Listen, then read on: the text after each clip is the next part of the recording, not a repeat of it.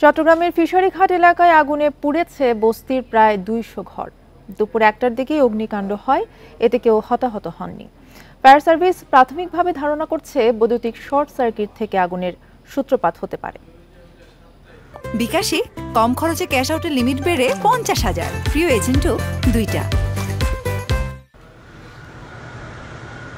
সোমবার দুপুর ১টার দিকে ফিশারিঘাট এলাকার টেকপাড়া বস্তির মন্দির সংলগ্ন একটি ঘরে আগুন লাগে। পরে মুহূর্তেই চারপাশে ছড়িয়ে পড়ে আগুন। চোখের সামনে পুড়ে যায় বস্তির ২০০ ঝুপড়ি ঘর।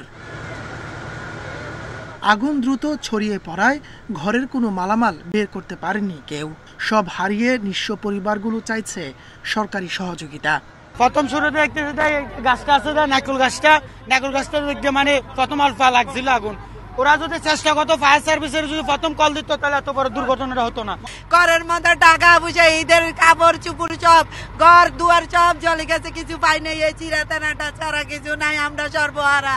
আমরা সবগুলি পুলিশ হয়ে গেছে, সরকার যদি আমরা সহযোগিতা করে আমরা খুশি হব। খবর পেয়ে ফায়ার সার্ভিসের ৯টি ইউনিট আগুন নেভানোর কাজ শুরু করে। ১ ঘন্টা পর আগুন নিয়ন্ত্রণে আসে। তাৎক্ষণিকভাবে ক্ষয়ক্ষতির পরিমাণ জানা যায়নি, তবে প্রাথমিকভাবে ধারণা বৈদ্যুতিক শর্ট সার্কিট থেকে আগুনের সূত্রপাত।